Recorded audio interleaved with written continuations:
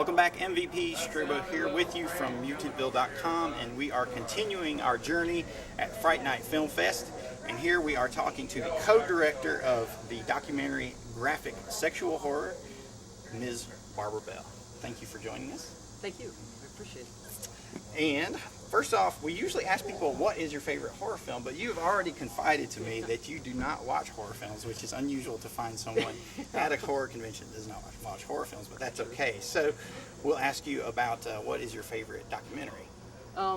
My favorite all-time documentary, I think the name is Night in Fog, was a documentary. It was footage that was taken right after World War II of people that they found in the concentration camps, which is it's an incredibly powerful and painful documentary, which I like powerful and painful, I guess. Something provocative. Yeah, yeah, it's incredible. Very good. So what inspired you to become a filmmaker? Well, actually, I never thought I would. I'm actually a novelist, and that's kind of how I got into this. It's how I met Brent Scott, who we made this film about in the first place.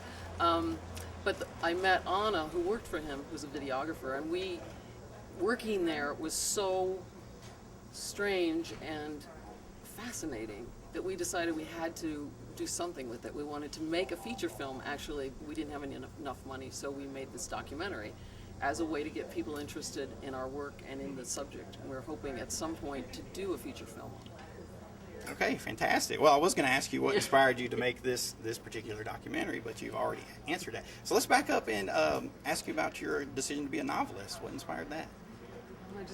I've always loved to write. I was actually studying music in school, and I was a singer-songwriter for a long time. I've just always loved to write. I like music, and so I've just always done creative things. And just do it because I have to. I always say people write because they have to write, not because they necessarily want to write. So. Right, absolutely. Very good answer. Well, we were lucky enough to be able to see a screening of Graphic Sexual Horror last night, and it completely blew us away. We were enthralled by it. We went by and picked it up from the Synapse booth, which you can do if you're at the next horror convention where those guys are. Definitely encourage everyone to do so. Why don't you tell everybody about Graphic Sexual Horror and anything else that you're working on at present? Okay, well, it's about this website, insex.com, that PD created. He started it in 1997, and he was one of the very first in the United States to create a bondage porn website. And his take, he's an artist, his take on it is so individual and so strong that it basically kind of informed all the bondage porn that has been created in the West since then. He's very, very influential. And he's an artist. He's very difficult to work with, and yet at the same time fascinating to work with. And his content and his imagery is so strong, it looks real, and it scares people to death.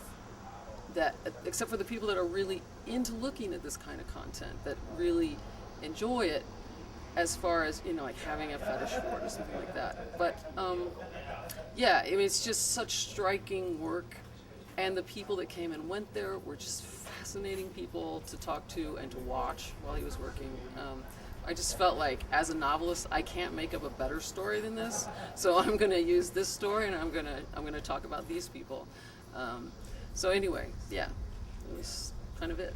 Well, it's a fantastic piece of work, very provocative, very thought-provoking, very emotionally disturbing in some ways, and it's really fascinating to just see what limits that people would push themselves, how far they would go beyond, in the almost form of satori or even gnosis or enlightenment that they would reach after being pushed beyond their physical, mental, and emotional limits. It made it for really fascinating watching.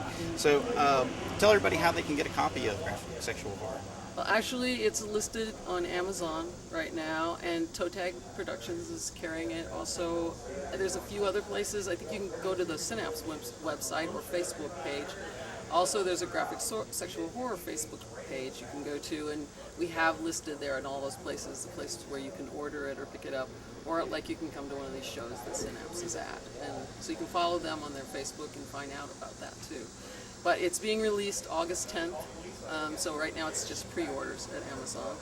And it was actually up for VOD for a week in February on Amazon. It was taken down after just 7 days, and we were in the top 5 documentary downloads actually on Amazon at that point, and they took it down. So, yeah.